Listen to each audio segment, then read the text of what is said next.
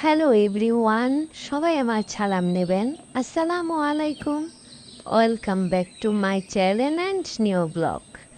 আল্লাহর কাছে প্রার্থনা করি আপনারা যেখান থেকে আমার ভিডিও দেখছেন সবাই সুস্বাস্থ্য নিয়ে ভালো আছেন।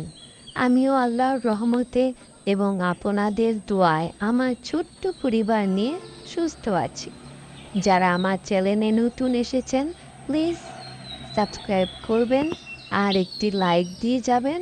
আপনাদের একটি লাইক আমার কাছে অনেক স্পেশাল, কারণ আপনাদের এই লাইকটি অন্যজনের কাছে আমার ভিডিওগুলি পৌঁছে দিতে সাহায্য করবে।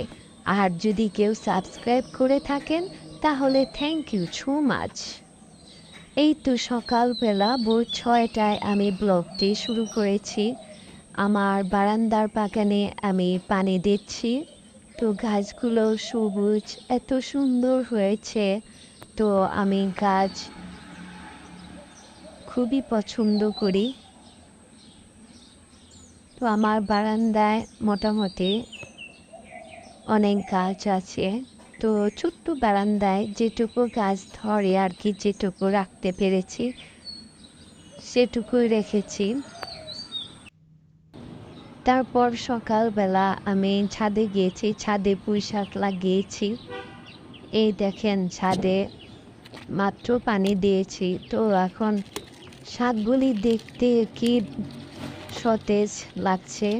তো শাকগুলি দেখে আমার লোভ হলো, কারণ আমি আজকে শাক দিয়ে খিচুড়ি রান্না করব। আজকে আমি বাংলাদেশি মমিম আপুর ভিডিও দেখে খিচুড়ি খেতে ইচ্ছে করছে, কারণ উনি খিচুড়ি রান্না করেছিল পুঁই শাক দিয়ে। তো আমার দেখে খুব মনে হয়েছিল যে টেস্টি। তো ভাবলাম যে আমিও রান্না করে ফেলি, দেখি আজকে বাংলাদেশি মমিম আপুর রেসিপিটা আমি ফলো করব। তো আমি সেই জন্য পুঁই শাক উঠাচ্ছি। তো শাক উঠানো শেষ, আমি এখন নেমে যাচ্ছি। তো রুমে চলে এসেছি, রুমে এসে আমি শাকগুলো ধুয়ে পরিষ্কার করে নেব। আর আমি খিচুড়ির জন্য মিক্সড ডাল নিয়েছি, 3 রকমের ডাল নিয়েছি। এই ডালগুলো হালকা ভাজি করে নেব। তো এখানে মাছের ডাল আছে, মুগের ডাল আছে আর মসুরের ডাল আছে। তো ভাজি করে আমি ধুয়ে পরিষ্কার করে নিয়েছি চাল আর ডাল। তো এবার প্রেসার কুকারে চাল আর ডাল দিয়ে দিয়েছি, আর পেঁয়াজ দিয়ে দিয়েছি, কাঁচামরিচ দিয়ে দিয়েছি, আদা রসুন বাটা দিয়ে দিলাম। এবার পুঁই শাক কুচি করে কেটে নিয়েছি, সেগুলো দিয়ে দিলাম।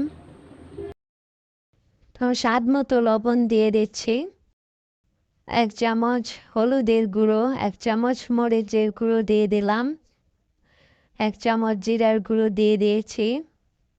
তারপর আস্ত মশলা দিয়ে দেব। এখন এলাচ দিয়ে দিলাম, 2টা দারচিনি 3 টুকরো দিয়ে দিয়েছি। এখন তেল দিয়ে সবগুলোকে এভাবে মাখিয়ে নিব। তো এবার পরিমাণ মতো পানি দিয়ে আমি প্রেসার কুকারটা বসিয়ে দেব। আজ আমি ইলেকট্রিক চুলায় খিচুড়ি রান্না করব। তো আমি চুলাটা অন করে নিলাম। এবার আমি পাওয়ারটা কমিয়ে দেব এখানে। তো আমি 500 ডিগ্রিতে নিয়ে আসবো, 500 ডিগ্রিতে জ্বালালে পারফেক্ট। এই যে দেখেন চুলার ভিতরে আলো দেখা যাচ্ছে। তো আমি রান্নাটা উঠিয়ে দিয়ে আমি আবার অন্য কাজে চলে গেলাম। তো রান্না হয়ে গেছে, এবার আমি বাগার দিব। তো পেঁয়াজ তেলের ভিতরে ছেড়ে দিয়েছি। এবার আমি আস্ত জিরা আর কালো জিরা দিয়ে দিয়েছি। এই তো আমার খিচুড়ি রেডি। এখন আমরা নাস্তা করব। তো জানি না আপুর খিচুড়ির মতো এত টেস্ট হবে কিনা, তবে এখন খেয়ে দেখব।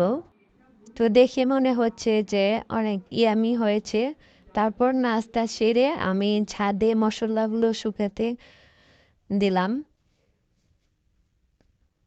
জিরা আর কালো এলাচ আর সাদাওয়ালা দিয়ে দিয়েছি। আর গতকাল কাঁঠাল খেয়েছিলাম, সেই কাঁঠালের বিচিগুলো ধুয়ে এবার আমি এগুলোও শুকাতে দিব। দেওয়ার পর আমি টেবিলটা গুছিয়ে নেব নতুন করে। তো এতদিন যেরকম ছিল, তো অনেক দিন হয়ে গেছে। তো আমার আবার একটা সিস্টেমের বেশি দিন থাকলে আমার কাছে ভালো লাগে না, তো আমি মাঝে মাঝেই চেঞ্জ করি।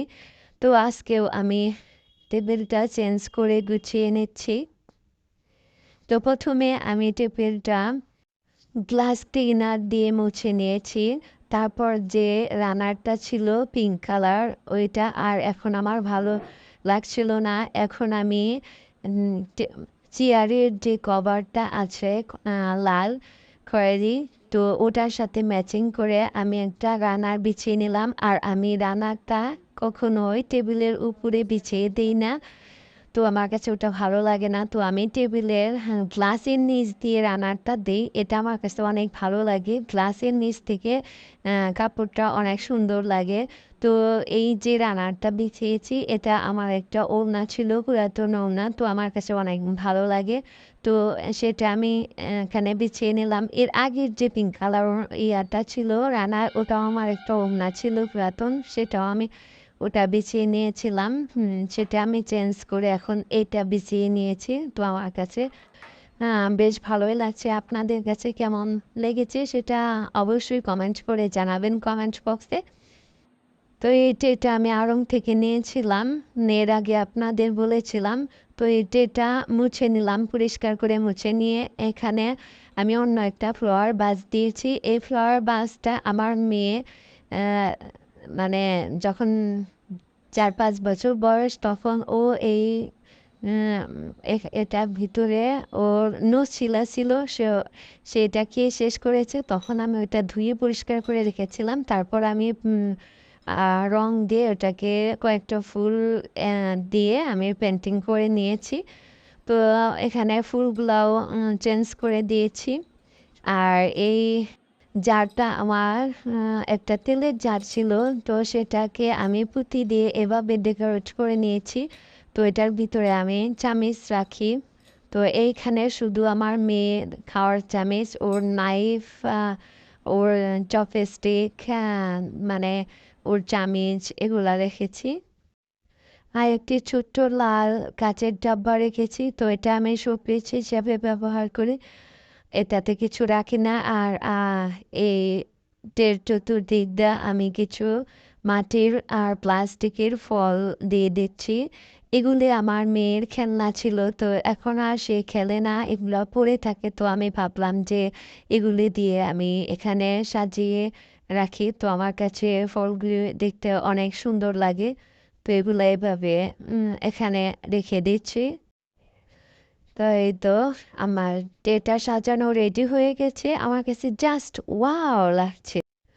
তো ঘর সাজানোর জন্য যে শুধু অনেক দামি দামি জিনিসপত্র কিনতে হবে তাই নয়। তো আমি এরকম খুবই অল্প খরচে বা পুরাতন জিনিস দিয়ে ডেকোরেট করে আমি এভাবে ঘর গুছিয়ে থাকি। তো আমার কাছে এগুলা বেশ ভালো লাগে। তারপর আমি টেবিল ম্যাটগুলো এভাবে গ্লাসের নিচ দিয়ে রানারের উপর দিয়ে বসিয়ে রাখলাম। তো এইভাবে আমার কাছে ভালো লাগে। তো আমি প্রয়োজনের সময় এখান থেকে বের করে নিই, বা আমার আরেকটা সেট আছে টেবিল ম্যাটের, সেটা বাঁশের, তো ওগুলি ইউজ করি। তো এই তো আমার টেবিলের ফাইনাল লুক। আপনাদের কাছে কেমন লাগলো অবশ্যই কমেন্ট করে জানাবেন।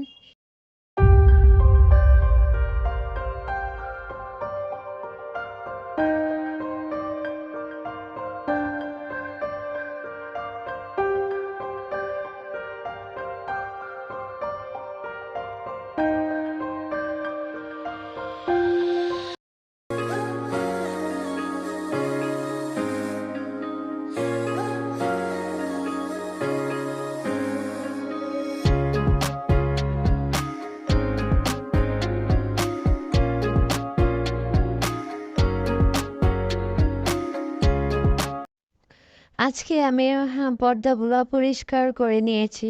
তো আমার হাজব্যান্ড পর্দাগুলোর রিংগুলো লাগিয়ে দিচ্ছে আর আমার মেয়ে হেল্প করছে সাথে। তারপর আজকে আবার বাড়ি থেকে ফল আসছে। তো উম, আমি আম খুব পছন্দ করি, লিচু এগুলো খুবই আমার পছন্দর ফল। জন্য আমার মা বাবা বাড়ি থেকে এগুলো পাঠিয়ে দেয়। তো এগুলি পাঠিয়ে দিয়েছে। তো এই ফলগুলো গুছিয়ে নিলাম। শুধু গুছিয়ে নিলেই হবে না, আমার ফেভারিট ফ্রুটস, তো আমাকে খেতে হবে। তারপর আমি এইভাবে ছুলিয়ে নিয়ে তারপর কাসুন্দি দিয়ে মেখে নিলাম, এখন খাবো। তারপর মেয়ে বায়না ধরলো আমাকে পুডিং বানিয়ে দাও। তারপর আমি একদম বেকিং পাউডার ছাড়া পুডিং তৈরি করে দিলাম। আসলে ঘরে বেকিং পাউডার ছিল না, তো এভাবে পুডিং তৈরি করলাম। তো বেশ ভালোই হয়েছে। তারপর সন্ধ্যার আগে আল্লাহর রহমত, অশেষ রহমতে অনেক বৃষ্টি হলো। তো বৃষ্টিতে আল্লাহ তাআলা মানে এত গরম ছিল, সেই গরমকে শীতল করে দিয়ে গেল। সেজন্য আল্লাহ তাআলার দরবারে লাখ লাখ শুকরিয়া জানাচ্ছি শীতল করে দেওয়ার জন্য। তো আজকের ব্লগটি এখানে শেষ করছি। সবাই ভালো থাকবেন। আল্লাহ হাফেজ।